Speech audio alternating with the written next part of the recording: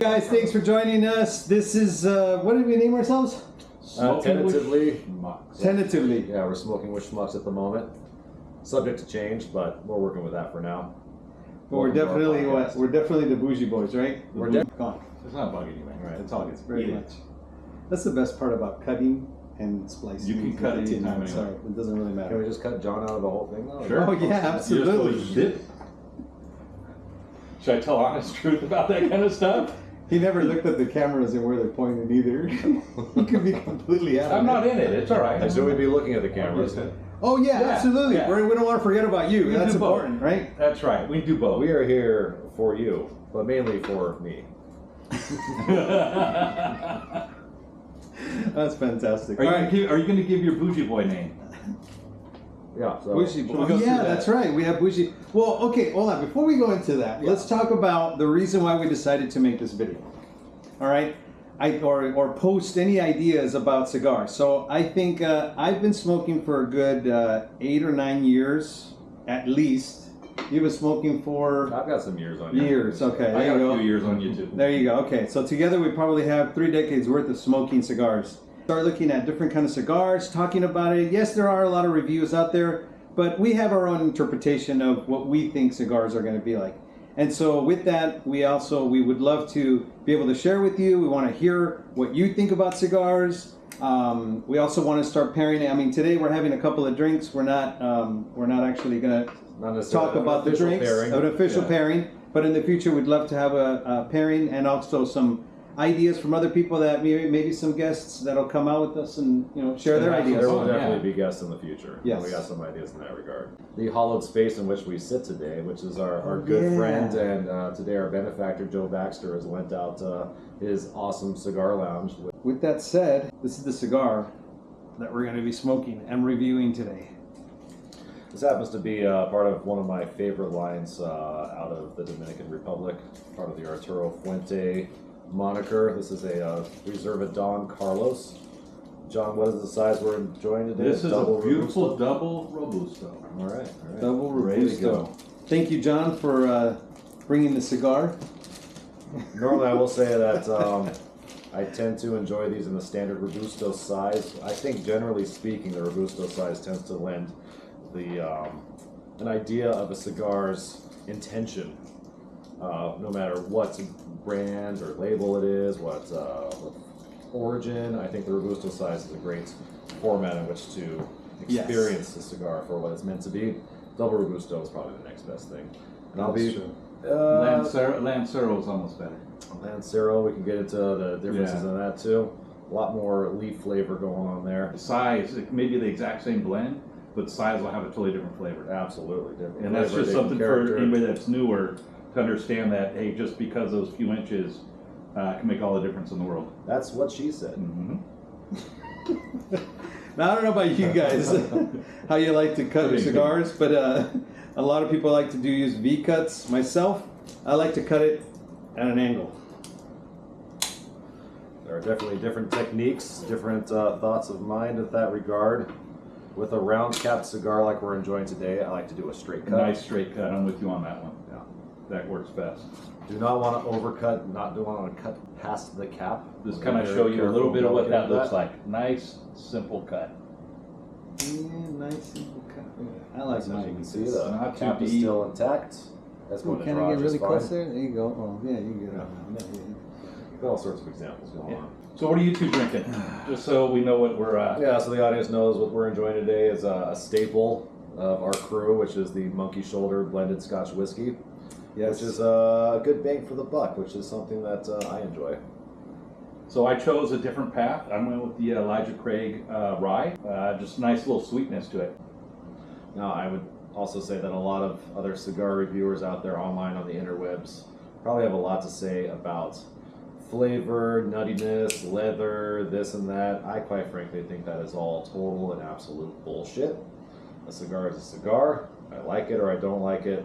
And I've already alluded to, Don Carlos is one of my favorites that I like very much. Trying to describe a cigar, it's great. These people, their palates, they can figure out, oh, this is, I taste chocolate, I taste hay. Yeah. This is one thing I have a hard time describing in a cigar is, what am I actually tasting? I just know I enjoy the way the feel in the mouth, the flavors there, the boldness. Yeah. I can't really get into leather and stuff like that. One thing I'll say about the Don Carlos line is that from beginning to end, the entire thing is just consistently good. The burn is always even. The consistency in build and construction and quality is always top notch. There are many different sizes of the Don Carlos that these fuckers come in. So historically, I think these were originally created in the 70s, 80s, late 70s, early 80s, and it was basically a tribute to Don Carlos Sr. So Carlito, basically Jr., and trying to give to and respect his dad and the work he put into cigars, created the Don Carlos lineup. And you were talking about the notes that it has. This is supposed to have a cedar, spice, nuts, leather, and subtle sweetness. I actually pick up the subtle sweetness today. There's something in there.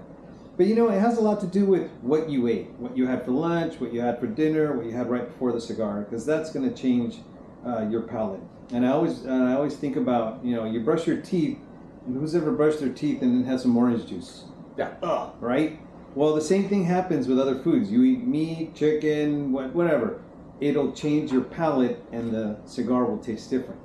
So that's something that I've noticed that does change the taste of some cigars. On that note, would you agree that the heavier the meal you've had before enjoying a cigar, the heavier cigar you can tolerate? Yes. Oh yeah, 100%. Yes. You want something darker, something... a heavy steak meal with sides, yes. drinks. You're going to want something that's going to kick your butt a little bit afterwards. Yes. For the newer people, never start a cigar on no food and just coffee. Get the shit. For a newer person, maybe. For a new person. Those I should say newer person. Yes. My first Opus X, finally, had a couple bucks, got one, probably 5-6 cups of coffee, and sparked it up, and I was shaking. Yes. And not feeling the best. So just to give you some background for those that don't know, the Don Carlos has aged Dominican fillers in a rich Cameroon wrapper, is how they describe it, and it's what gives it its signature flavor. The one thing I don't like about but Fuente in general, all their bands are almost exactly the same. It's like, how do you tell what cigar you have? Drives me crazy when I think about that sometimes. I agree with you. And sometimes you've got the double band that kind of helps you out. That's true. One thing I really like about these cigars is I don't care which one I pick out of the box, out of any box, it'll always have a fantastic draw. Yes. Yeah. We're going to talk about the dimensions of this cigar, which is 5 3/4 inches, and it's a 52 gauge, which refers to the circumference of the cigar, how its girth, you should say.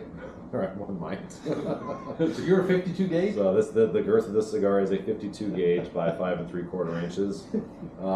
52 gauge is, I think, right around the money spot for the thickness of a cigar, which can also change its flavor and character because it's surface area, it's a volume ratio of how much leaf you're smoking compared to binder and filler. The thinner the cigar, like a Lancero, you're going to be smoking a lot more leaf compared to what's inside the cigar.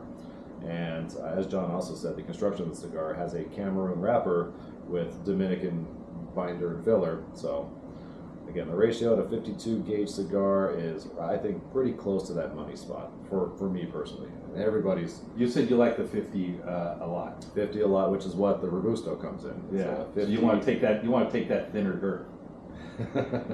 Generally speaking, yes, I'm not used to the thick ones. Let's put it that way. So you agree? And that's where we go. That's where we go. That's where we always go, right? Oh my God. Gotta have some fun with it. As we get to know you through the reviews, I wanted to ask you guys, what was your first cigar? I don't remember what the first cigar I had, which was at my bachelor party back in 2010. But I remember when I started smoking on the regular after that, which is not a proud thing to say, but it was acid cigars. Wow. Acid, like Cuba, and some other weird flavor thing. Acid. Well, when you don't know, you don't know. I mean, yeah. So first one, truly smoking cigars. Like I'm getting into cigars. Yes. Avo Classic, 2006. Avo Classic. Wow, you were Started lucky. on a much classier note than I Yes. At that time, they were affordable and they were fan-fucking-tastic. did. What about you, Miguel? What was yours? Mine was a macanudo. You know, the ones that come in a little test tube? Oh, yeah. Oh, yeah. And I only got it because it was in a little test tube, and I said, oh, this has got to be really fresh. So when you guys started smoking, how many cigars a day were you smoking? I was not smoking every day. Yeah, I was not smoking every day, and of course I would have one, and then that was it. I would call it quits. I'd come back maybe a month later, sometimes even a couple months later, in the beginning. Well, it wasn't, you know, it felt more like I was going to have a cigar because it was a special occasion or I was celebrating something. That's what I had the connection, right? So how do we all know each other? Why are we hanging out? Ooh, that's a good one. Yeah. Who the fuck are we? Well, I know you guys met at a lounge in Long Beach, and you guys started hanging out and talking, and then you doing real estate. I know you helped them out with a couple of deals. We helped each other out. Yeah, exactly. A couple of deals. That's right. There you go. Hey, always a win-win, right? It was a win-win. You always want to create a win-win, Win-win. 100%. When, And that's how you guys became friends, right? And then did you guys do anything outside of the lounge? Before doing business together, we were friends before that. Oh. Yeah, but yes, met at the lounge. Yes, started doing extracurricular hobbies and activities together, shooting, hanging out, and then you entered stage right. Yeah, and then all of a sudden I was just sitting there one day. You guys came, sat in my little corner. I was like, and then what did you guys say? You were gonna go trap shooting or something like that? And I said, oh, let's go. Yeah. Done. I went out, and first day I was out there with you guys, bought a gun. Let's do this. Right. Which I was very impressed by his commitment. Yes, Let's and do follow through. follow through. I like your commitment, and I like your follow through. And then, of course, now smoking is one of those things that puts together, I don't know, I don't want to say it filters out anybody, but it's a set of people, like you were saying earlier. You get a cigar, and we're going to be sitting here for, anywhere from an hour to 2 hours, sitting down and talking, and so there's some relaxed downtime. And you're going to meet people that enjoy the same thing, and while you're waiting, you start talking about things that are, that you find, commonalities. Commonalities, A lot of commonalities, yeah. So good conversation, and always a lot of good laughs. I think definitely. This is a good equalizer. So it doesn't matter your station in life. As Yes. some say, Yes. you're just sitting there and you get a bullshit about family and work and whatever, and relax and enjoy. It's almost sometimes if you know the people, you can almost do therapy with somebody even if you don't know them, because you could say, oh, this happened to me, oh, what happened to you, and you start sharing. You're like, oh, I had a similar situation, blah blah blah. Yeah. You never met the person. Yeah. You walk away and you're like, oh, I feel better. That's a nice feeling. Somebody listened and they were outside of your circle. Camaraderie amongst men is a very important thing in life, and that's something that's hard to foster as we age. Mm-hmm. And cigars provide a great vehicle to encourage such events from happening. That's very true. As you get older, it's more difficult to have trustworthy friends like you guys. Yeah. It's very tough to find that. And How far can I throw you? Is my question. How many cheeseburgers did he have today? That's the question. Really? That's an asking question. You only had 2. You can go pretty far. Hey, this doesn't happen by accident. You got to work on it. So with that note, here's what's happened to me. I've gone to lounges across the United States, and I've sat there and I've sent you guys back pictures of, because in lounges where you sit down, you'll have 6, 7 people, and you have characters, right? Everybody meets a profile.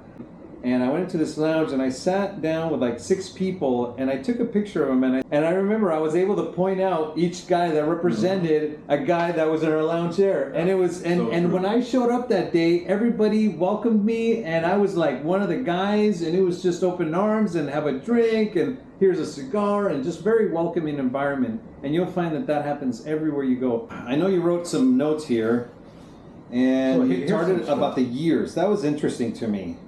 Founded 1912 by Arturo Fuentes in West Tampa, Florida. So this gets started in Florida.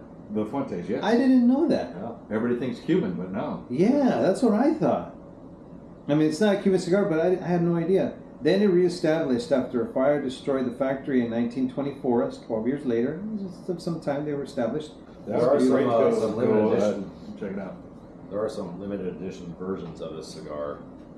Also listed here, one of them being the personal reserve varieties, which are phenomenal. I know that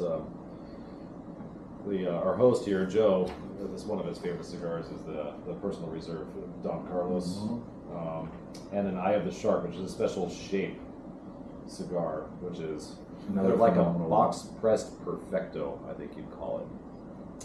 Have you guys enjoyed both of those cigars? I have, Yeah, so we all Fantastic. have. I wanted to talk a little bit more about what's behind us. Behind me to my left are humidor, refrigerated, humidity, and ammonia, right? They removed Yeah, ammonia. Ammonia as well. Yeah, so tobacco is grown in tropical parts of the world and is happiest when it's temperature and humidity controlled. And we're here in Southern California, and our temperature and humidity, generally speaking, isn't the friendliest to just having cigars sitting out on your table. They will dry out and start to taste like shit. So And we have to smoke have like shit. devices like these. Some people will use desktop humidors where you can keep them in a cool, dry place and put humidifying packs inside the humidor, or use other sort of humidifying devices. But what Miguel is looking at are basically giant cigar refrigerators that are set it and forget it. These are Rasheen branded humidors, which refrigerate or heat as the need may be. They humidify and dehumidify, and they also provide an ammonia removal capacity, which might do something useful, but the jury's out. Let's put it that way.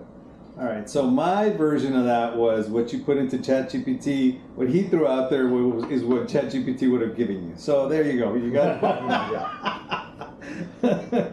Yes, but that's what you want to keep your stuff in. Yeah. I mean, hey. If you're just getting into cigar smoking, you're going to need a $3,000 humidor ASAP. Hey, they're Start almost fast. 5, man, 4.5. Those Yeah. things are going up in price. Yeah. But you can start off with a small box and get some Bovita packs.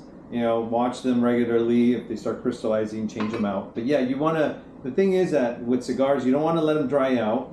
They'll change the flavor if you do. The aroma. And the aroma, the taste. So you want to keep them nice and soft and just at a certain humidity level, right? Yeah. And there's different schools of thought as to what humidity is ideal, and it might depend on origin of cigar, whether it be Dominican, Nicaraguan, or Cuban. And we can speak to that a bit. I think the Cuban smokers tend to think like somewhere around 65 or so is good Yes. as far as humidity level percentage. And there's variations of it. Yeah, Everybody's got different their, schools of yeah. thought. Everybody's got, and temperature too.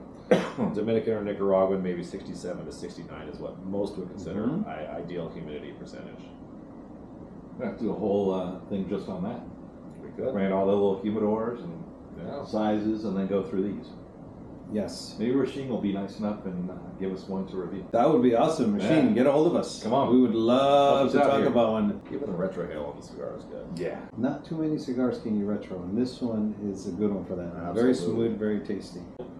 That's something else that's great about the Rasheen or other humidors is being able to age it. So something like this Don Carlos Good point. is already aged tobacco, but sometimes Right. they need to age even a little bit more. Let them customize to your house, your surroundings. Acclimate. And your acclimate. Thank you. I'm glad somebody can think for me today, as always. Acclimate to your area, and sometimes even keeping a cigar like the Opus is a great example that kind of keeping it about a year, maybe a little bit less, a little bit more. It totally changes it, softens it up, just opens up the flavors that are there. And it gets rid of that Harshness. that acidity, that acidic Yeah, taste. That what that happens part is called the cherry. When that cherry's running too hot, that acidity can come in, and if you age it longer, you could puff on it faster, and it doesn't get as acidic. That's what I've noticed in cigars. Yes. So we're about halfway through. Have you guys noticed any change in flavor? Smoothness is still there. The draw is the still nuts are still fantastic. coming through, I gotta say. You've always got that nut taste in your mouth, don't you? Nuts, dude. You guys are nuts. But I think it has changed just a All right, little let's see bit. the retro. It's got a little bit of The retro's on the great. retro. It was almost harsh, but it's starting to get a little bit bolder. I like that we're all smoking at the same pace right now too, which is not usual. I think Not for us. usual. No. Usually Miguel's a faster smoker than me. I'm probably the slowest of the bunch, generally speaking. Really? I thought the other way around.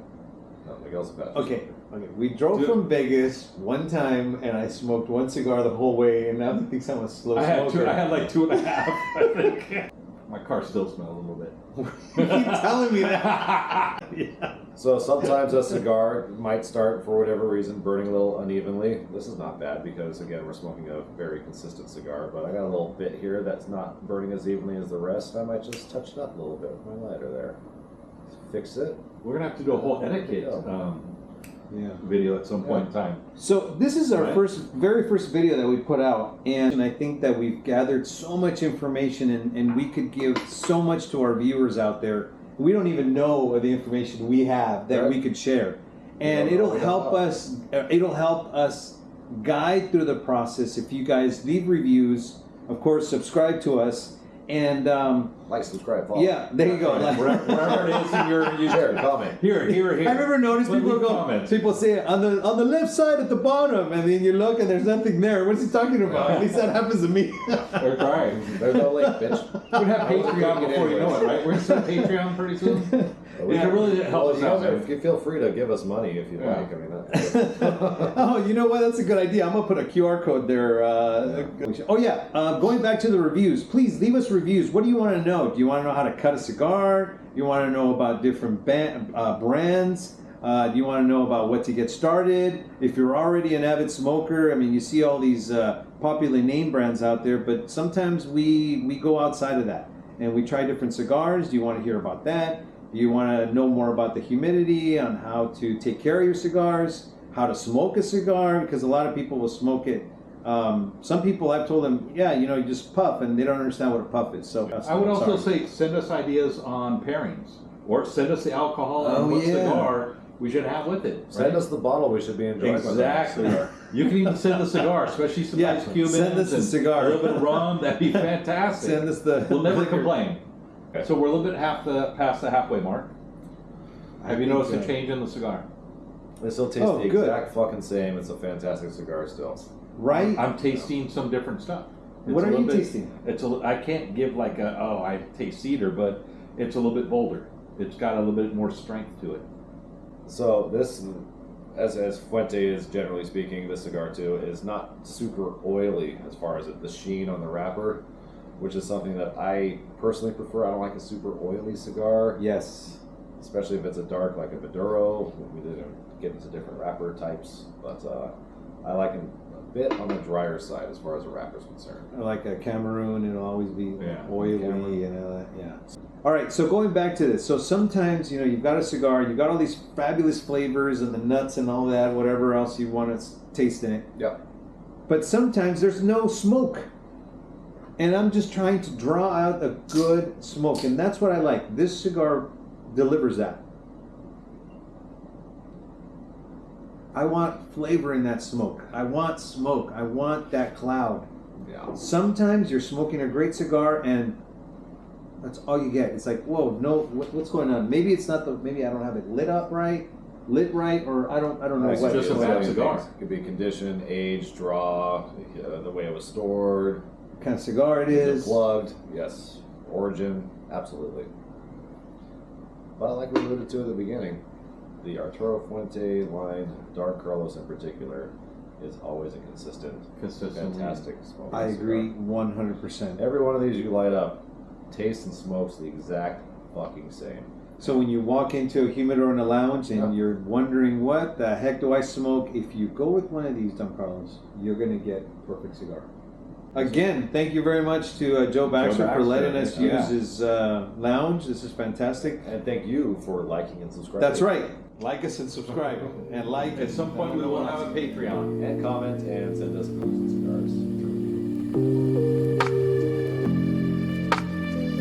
cigars.